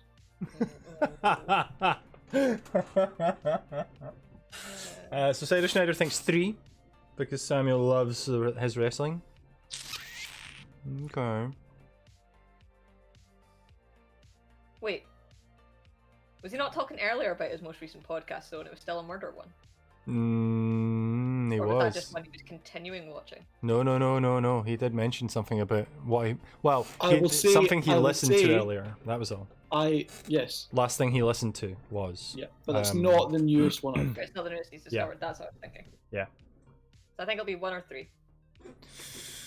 But I don't know enough about exactly what happened after you guys started the SendNoods. I don't like the name for 1. I don't think. I think Sam's better than. I don't think. No, I think. Yeah, I think Sam's you're. better than I think that. you're better than that. I think you could think of something better than that. So I'll go for 3. Okay. The chat I'm wondering is if saying anybody in the chat knows if there's a podcast called F to A. with Shane Douglas. Shane Douglas, Very yeah. key. I assume that it is a podcast, and whether it's the one he's most recently started getting into. That's that the piece of bit. information's a bit. I'm gonna. 3. We going 3? I think the whole chat is I going think- 3 I as think well, as a yeah? group You're going 3. Okay, we're going with 3, Okay. Sam. Number 3. I can confirm. I am not better than that. I wanted a podcast called Ramen Adventure. I drew a logo. Get out of this. Serial is one of my favorite podcasts, which is a really basic answer. But I'm pretty sure the first one I remember listening to is Off Topic from Achievement Hunter. Right, yeah, because um, I knew it was on that kind of line of things, because that tends to be... Because it popped Yeah. up on my podcast app, and I was like, "What's this about?" And then the one about the newest podcast from F to A, weekly interview with Shane Douglas. There is a podcast. It is a weekly interview with Shane Douglas that I've been listening to, but it's actually called Franchise with Shane Douglas because his nickname was The Franchise. So, Damn. as usual with these things, it's best to do things that are partially true. Yeah. Twist the truth. That being, I don't know if I want to keep listening to it because he's a very interesting guy and I like listening to him talk about things. But I've also realised I've also found out he's a Trump supporter, so I don't know where I'm going with this. Yay. Aha. But he is on the basis of he's from Pittsburgh, obviously a city that's quite hit with things like major American companies moving production overseas. So he's more of a supporter because he's like, Donald keeps saying he's going to bring more production to the US, which he hasn't done yet, but whatever. Yeah. So 1. Damn. Yeah, I'm not better than that. I think. I was at least right about 2. Yeah, I do love Serial though. I don't know if you've listened to it. I do love it. Not the food, the podcast. Well, congratulations, Sam. You bested us. With your we still have 2 more. I'm with probably your gonna lose. lie. With your lie. Okay, Nadia, do you want to go or should I go? I can go. Okay, you go for it then. What are So- your 3 facts? Mine are 3 all have, we've got a 15-minute warning. Thanks, Mine Mish, I have know. a theme as well, which are all to do with live performances Oh. of self. Number 1, I once fainted on stage during a performance. Plausible. I also say Tony's not allowed to comment on this, by the way, because there's a chance that he does maybe fair. know what he might not, but he might. I once fell off of the stage during a performance. Plausible. Yep. Or 3, I once completely forgot my lines during a performance.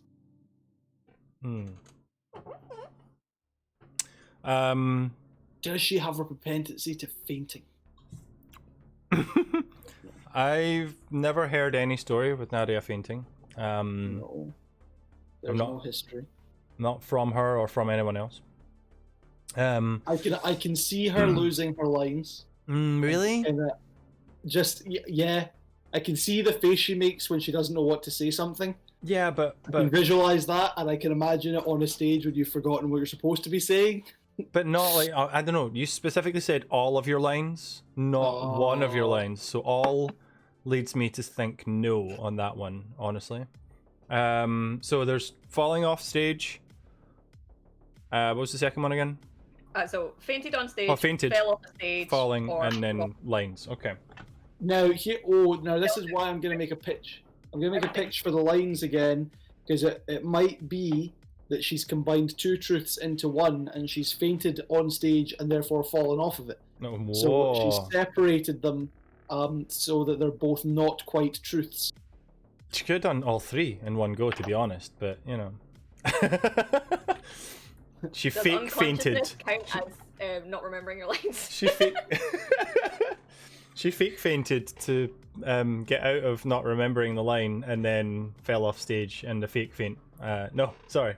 I almost fainted several times in a choir. It's very hot when there's lights.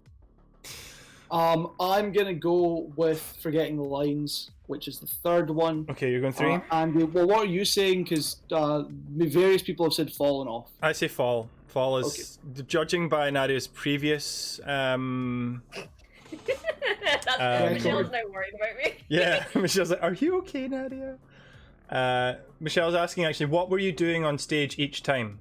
So that's why I'm leaving it generic, because I've done a lot of stage performances based on theatre and based on singing. So I decided to be vague in that response.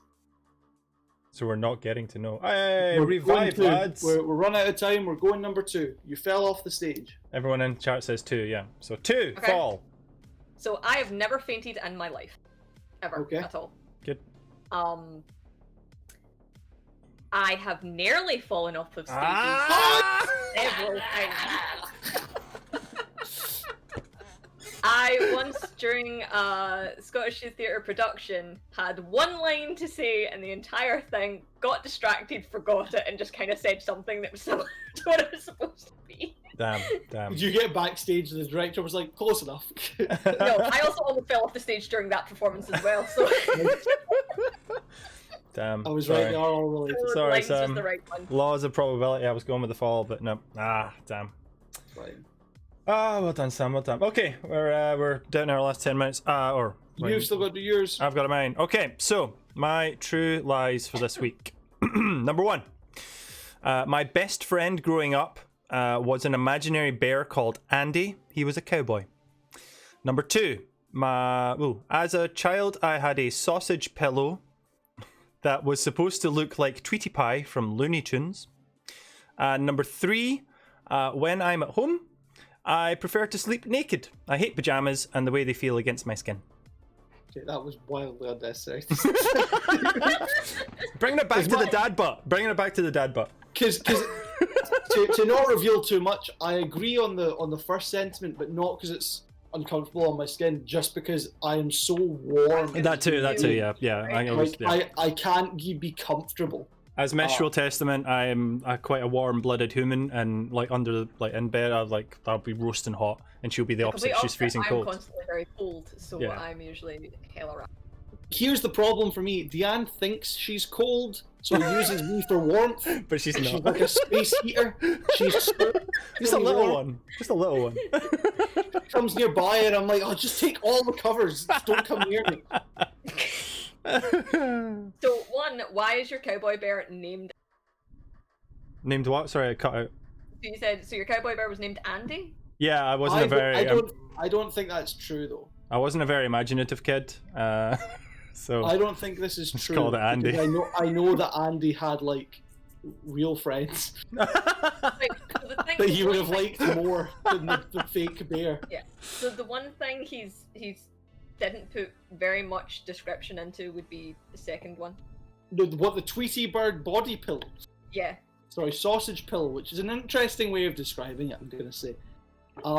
I think that sausage/body pillows did not become popularised until the early 2010s. Could be wrong, but I don't think they would have been around. You used to get giant pillows and stuff like that.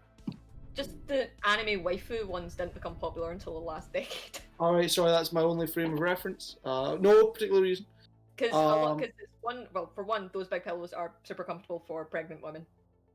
And yeah, as a child, I was a pregnant woman, so yeah. And they're also just very comfortable in general, so they have been around for a while. I have two on my bed. I had a giant bear. I'm gonna say. Is his name Andy? His name's Dwayne. I'm gonna say 2. No, you're saying 2? I'll side with you, Nadia, because I have no idea. You've been right otherwise. I know, but the chat haven't said anything. Well, they've had one person say 3. Was it a pet pillow, Andy? Wait, what? No. The second one? The second one was the sausage pillow. Sausage.